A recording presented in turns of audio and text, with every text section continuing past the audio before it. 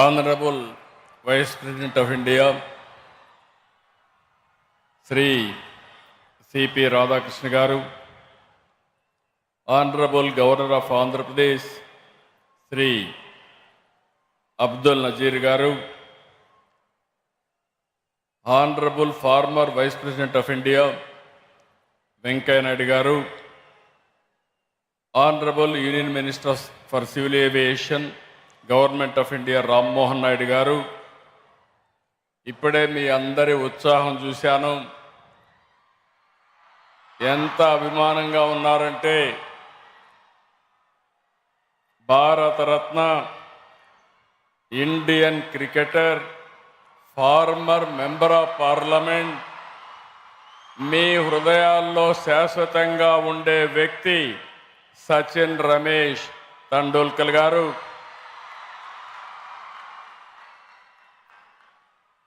Governor of Orissa Haribabu గారు,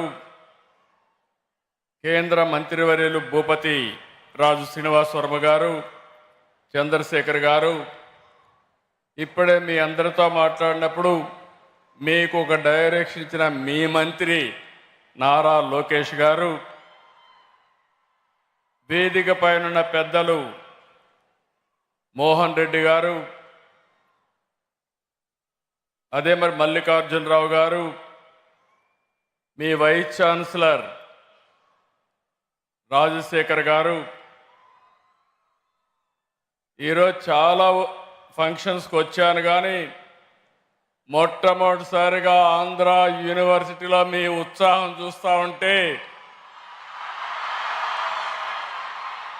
ఇక్కడుండే విద్యార్థులు, ఇక్కడ చదువుకున్న పూర్వ విద్యార్థులు మీ ఉత్సాహం చూస్తూ ఉంటే మీ ఆనందం ఆకాశాన్ని అంటుతా ఉంది. అలాంటి మీ అందరికీ పేరు పేరున మనస్ఫూర్తిగా అభినందనలు. ఈరోజు నేను ఇక్కడికి వచ్చింది 2 ప్రతిష్టాత్మక కార్యక్రమాల్లో పాల్గొనడానికి వచ్చాను. మొట్టమొదటిది ఆంధ్ర యూనివర్సిటీ 100 ఏళ్ల పండుగ. ఇదొక చరిత్ర. ఇదే రేపు విశాఖపట్నంలో ప్రపంచంలో నెంబర్ 1 టెక్నాలజీ దిగ్గజం గూగుల్ డేటా సెంటర్, అతి పెద్ద ఇన్వెస్ట్మెంటు,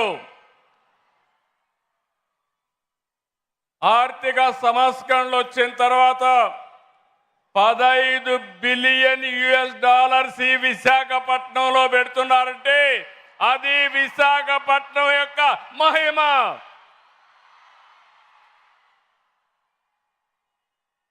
అయితే గూగుల్ కంటే ముందు ఆంధ్ర యూనివర్సిటీ ప్రపంచాన్ని విశాఖపట్నానికి తీసుకొచ్చింది. 58 దేశాల విద్యార్థులు ఈ యూనివర్సిటీ చదువుతున్నారంటే రాష్ట్రానికే గర్వకారణం, దేశానికే గర్వకారణం. రేపటి నుంచి, ఈ రోజటి నుంచి విశాఖ విశ్వనగరి, విశాఖ గ్లోబల్ సిటీ, ఇది అన్స్టాపబుల్.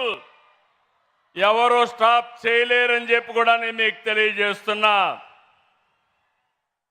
100 సంవత్సరాలు చరిత్ర, ఒక బ్రాండ్. మనకు ఆంధ్రప్రదేశ్ విడిపోయిన తర్వాత ఎక్కడ పెట్టాలి కేబినెట్ మీటింగ్ అంటే ఎత్తుక్కుంటూ ఆంధ్ర యూనివర్సిటీకి వచ్చామంటే అది ఆంధ్ర యూనివర్సిటీ యొక్క ప్రత్యేకత. మనకు 53 యూనివర్సిటీలు ఉన్నాయి. అన్నింటికీ ఏయునే దిక్చూచి, ఏయునే లీడరు. స్వాతంత్ర పోరాటం కంటే ముందే ఈ యూనివర్సిటీ వచ్చింది.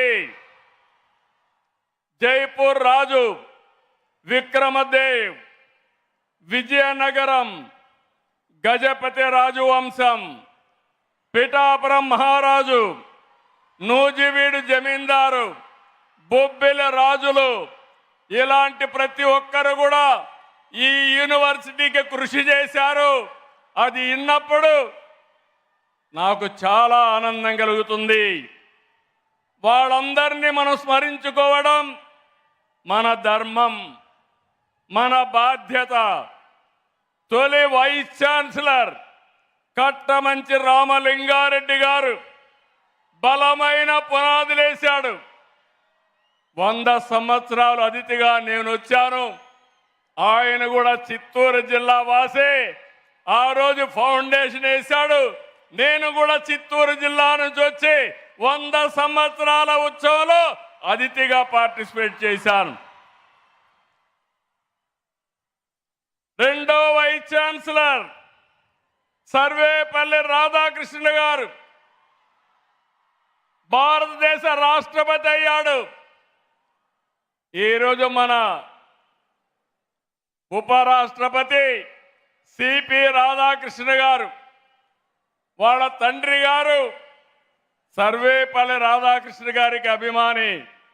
అందుకే వీరికి కూడా సిపి రాధాకృష్ణ అని పేరు పెట్టారంటే, ఆయన ఈరోజు ఇక్కడికి వచ్చాడంటే ఇదొక చరిత్ర.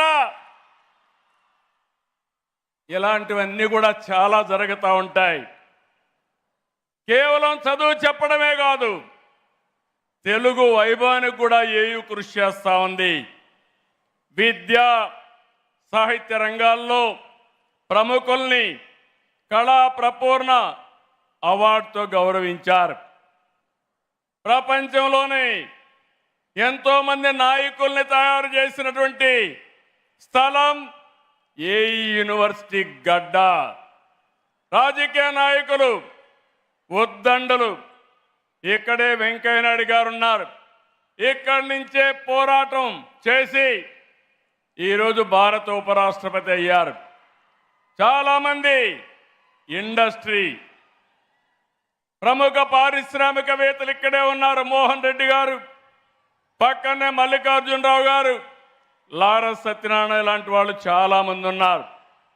ఇంకొక పక్క అకాడమిషియన్స్, ఇక్కడి నుంచి వచ్చిన వాళ్ళందరూ వైస్ ఛాన్సలర్స్ అయ్యారు. చాలా ప్రపంచంలో యూనివర్సిటీలో ప్రొఫెసర్స్గా పనిచేస్తున్నారు. ఈరోజు యూనివర్సిటీ చూసినప్పుడు NAC A++ ఉంది. ఇది 30 వరకు ఉంటుంది. ఇంకో పక్కన మీరు చూస్తే NIRFలో 41వ ర్యాంక్ ఉంది. అదే సమయంలో పబ్లిక్ సెక్టర్లో చూస్తే 5వ ర్యాంక్లో ఉంది. నేను ఈరోజు ఒకటే మిమ్మల్ని కోరుతున్నాను, యూనివర్సిటీస్ అంటే నేషనల్ స్ట్రాటజిక్ అసెట్స్. ఇవన్నీ దీన్ని కాపాడుకునే బాధ్యత మనందరిపైన ఉంది. ఇక్కడ ఛాన్సలర్ గవర్నర్ గారు ఉన్నారు, వారిని మనస్ఫూర్తిగా అభినందిస్తున్నాను. ఈరోజు అన్ని యూనివర్సిటీలో విద్యాశాఖ మంత్రి గవర్నర్ గారు అత్యున్నతమైన ప్రతిభ ఉండే వ్యక్తుల్ని వైస్ ఛాన్సలర్స్గా ఎంపిక చేస్తున్నారు. దీనికి మనస్ఫూర్తిగా ఒక ముఖ్యమంత్రిగా వారిని అభినందిస్తున్నానని మరొకసారి మీకు విజ్ఞప్తి చేస్తున్నాను. ఈరోజు 64 కోట్ల విలువైన ప్రాజెక్టుని ప్రారంభించుకున్నాం. AU I factory, networks lab, experience సెంటర్ని, తీర ప్రాంత వాతావరణ పరిశోధన టెస్ట్ బిడ్ని ప్రారంభించుకున్నాం. 112 కోట్లతో 9 ప్రాజెక్టులు ఈరోజు శంకుస్థాపన చేశాం. Girls hostel, boys hostel, central mess, vice chancellor బంగ్లా, క్యాంపస్ బ్యూటిఫికేషన్, కాన్వకేషన్ హాల్, అంతర్గత రోడ్లు, లైటింగ్ పనులకు కూడా ఇచ్చేసాం. అదేవిధంగా ఆంధ్ర యూనివర్సిటీ ఈరోజు 3 ఒప్పందాలు కూడా చేసుకున్నారు. University of Florida, Indian Institute of Tropical Meteorology, అదే మాదిరిగా ఇంకొక ఎంఓయు కూడా 3 ఎంఓయులు చేశారు. నేను ఒకటే మిమ్మల్ని అందరినీ కోరుతున్నాను. మొన్నే నేను 76 సంవత్సరాలని కొంతమంది అన్నారు, కానీ నేను 76 సంవత్సరాలు కాదు, 26 సంవత్సరాల ఆలోచన ఉండే వ్యక్తిని మీకు అందరికీ విజ్ఞప్తి చేస్తున్నా.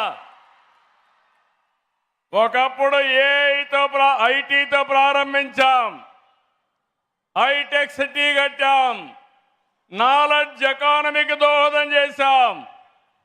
ఈరోజు data centre, AI, quantum computer speed కూడా క్వాంటమ్ స్పీడ్లో ఈ గవర్నమెంట్ ముందుకు పోతుందని మరొకసారి విజ్ఞప్తి చేస్తున్నాను. ఇప్పుడే మీరున్నారు, సచిన్ గారు ఒక మాట అన్నారు.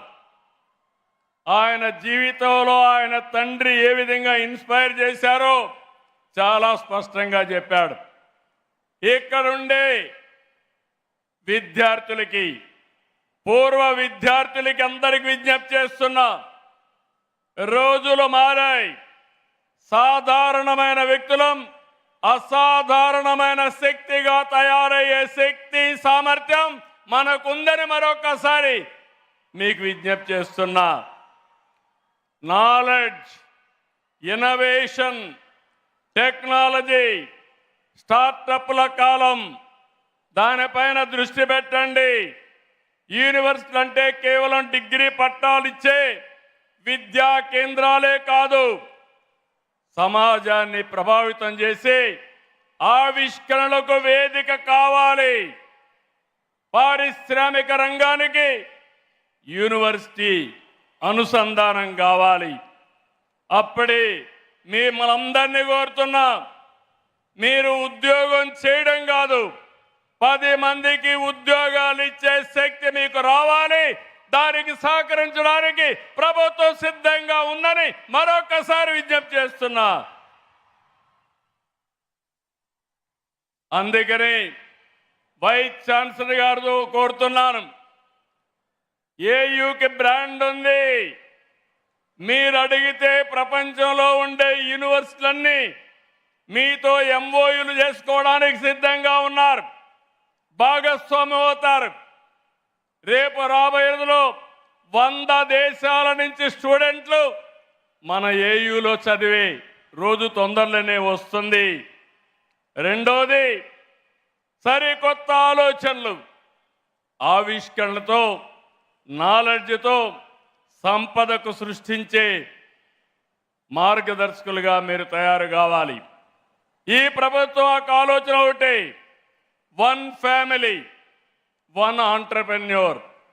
ఆంధ్ర యూనివర్సిటీ ఎంతమందిని తయారు చేయగలుగుతారో అది మీ మీద ఆధారపడుతుంది. ఇక్కడనే రతన్ టాటా ఇన్నోవేషన్ హబ్ కూడా ఇక్కడే పెట్టాం. భవిష్యత్ అంతా డేటా సెంటర్, ఏఐ, క్వాంటమ్ రంగాలదే. అందుకే దీనికి ప్రాధాన్యత ఎక్కువ ఇస్తున్నాం. నేను ఎప్పుడూ ఒకటే చెప్తాను, పిల్లలకు పేరెంట్స్ ఇచ్చే ఆస్తి చదువు. చదువుతో ప్రపంచాన్ని జయించే ఆత్మవిశ్వాసం వారికి వస్తుంది. మీ క్యాంపస్ను చూస్తే ఇప్పుడే మీ మంత్రి గారు చెప్పినట్టు నాకు కూడా చాలా అసూయ కలుగుతుంది.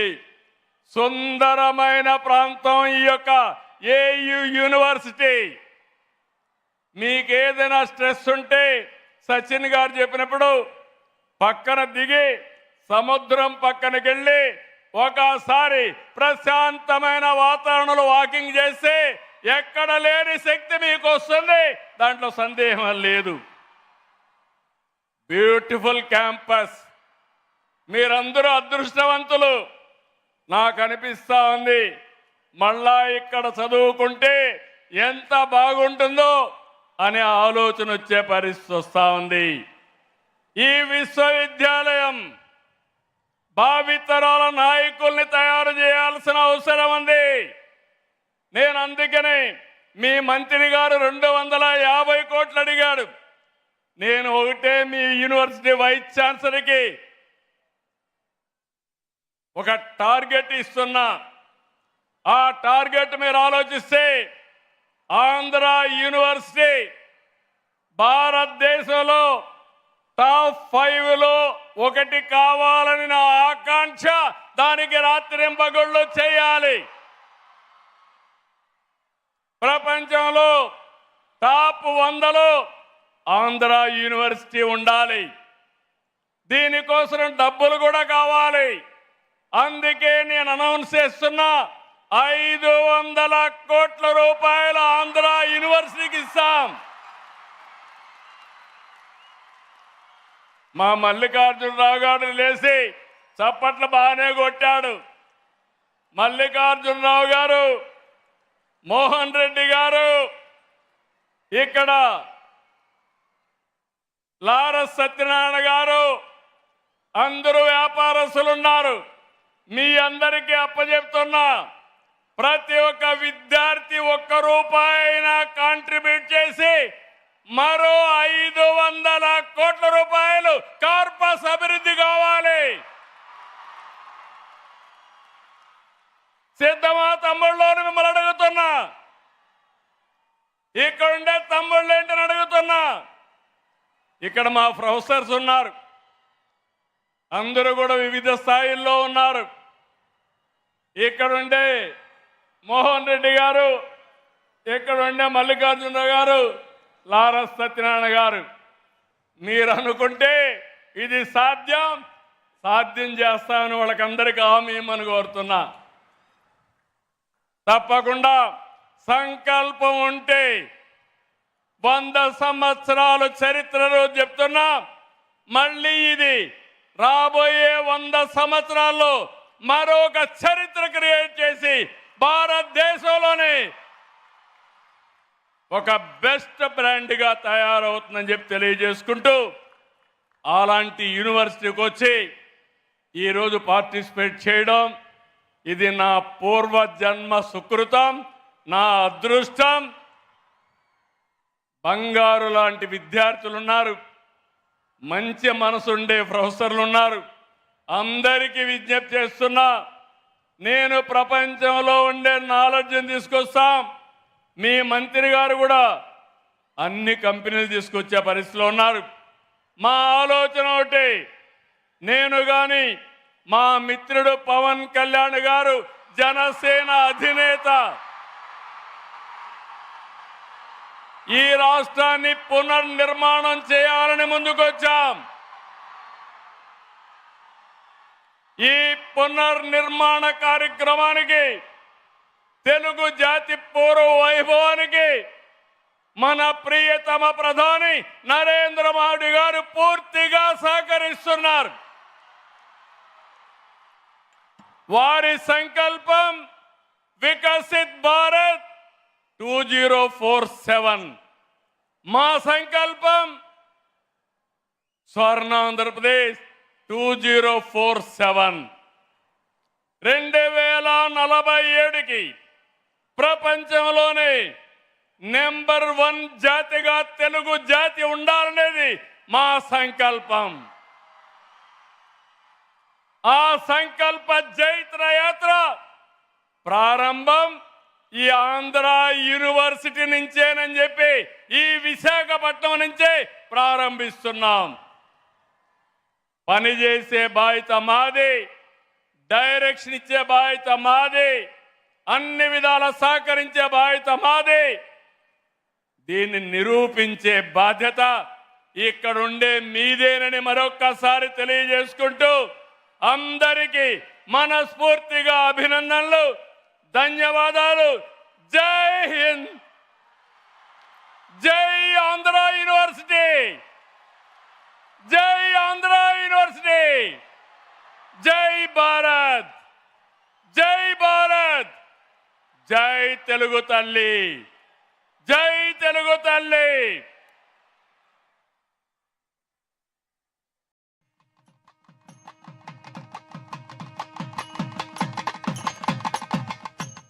Thank you, sir. Thank you very much. for that inspiring address. Ladies and gentlemen, it is a proud and privileged moment to welcome a distinguished statesman and inspiring leader and a proud alumnus of Andhra University, a leader admired for his powerful oratory skills, exceptional command on Telugu, and unwavering commitment to the values of Matrubhumi, Matrubhasha, and Kannatalli. Ladies and gentlemen, please put your hands together for the former Vice President of India, Sri M. Venkaiah Naidu Garu, to deliver his speech.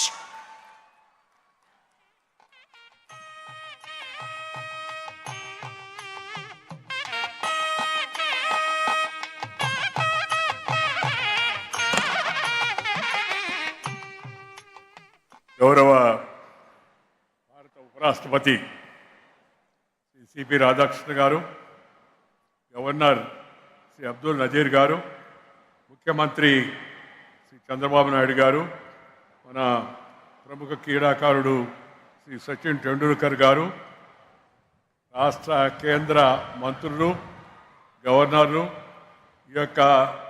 ఈ విశ్వవిద్యాలయ శతాబ్ది ఉత్సవాల్లో పాల్గొనడానికి వచ్చిన పూర్వ విద్యార్థులు, ప్రస్తుతం చదువుతున్న విద్యార్థులు అందరికీ కూడా నా హృదయపూర్వక శుభాకాంక్షలు.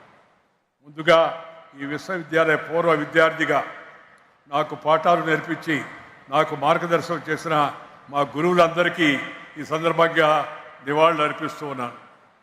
వాళ్ళందరి యొక్క మార్గదర్శనం కారణంగానే నేను మామూలు స్థాయి నుంచి ఉన్నత స్థాయికి వెళ్లేందుకు ఈ విశ్వవిద్యాలయం కావలసిన ప్రాథమిక పునాదిని నాకు ఏర్పాటు చేసిన ఈ పని సందర్భంగా మీ అందరికీ మనవి చేస్తున్నాను. ఈరోజు నా మనసు చాలా భావోద్వేగంతో నిండిపోతుంది.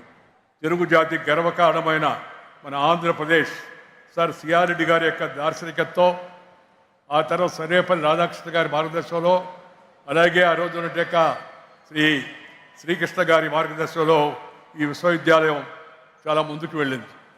నేను ఈ విశ్వవిద్యాలయ దినోత్సవం సందర్భంగా ఇందాక పెద్దలు చెప్పినట్టుగా ఈ విశ్వవిద్యాలయానికి మొదట్లో భూరి విరాళం ఇచ్చి కావలసిన భూమిని ఇచ్చినట్టు మన జైపూర్ మహారాజా విక్రమ్ దేవ్ వర్మ గారిని, ఆ తర్వాత పూర్తి సహకారం అందించినట్టు విజయనగరం మహారాజుల గారిని, ఆ తర్వాత బొబ్బిలి రాజుల వారిని, తర్వాత మన పిఠాపురం, అలాగే నూజివీడు ఈ సంస్థానాల్లో ఉండి మన విశ్వవిద్యాలయం యొక్క ఎదుగుదలకు సహకరించిన వాళ్ళందరికీ కూడా ఈ సందర్భంగా నేను హృదయపూర్వకంగా వారందరినీ అభినందనలు తెలియజేస్తున్నాను. ఈ నేపథ్యంలో నేను పెద్దగా మాట్లాడను, ఎందుకంటే ఇంకా మాట్లాడవలసిన ఉపరాష్ట్రపతి గారు ఉన్నారు, ఇంతకుముందు మాట్లాడినట్టు మిత్రులు అందరూ ఉన్నారు.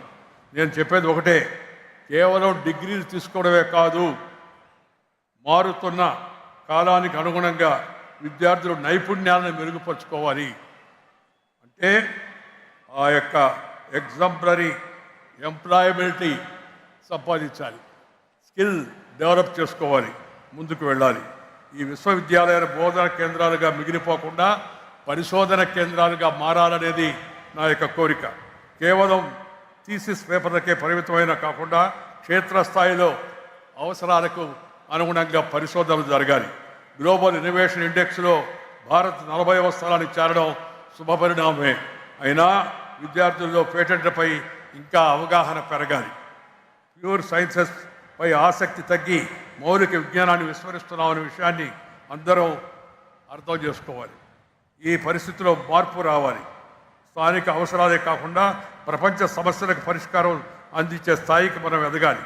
పర్యావరణాన్ని హితాన్ని దృష్టిలో పెట్టుకొని పనిచేయాలి, పరిశోధన చేయాలి.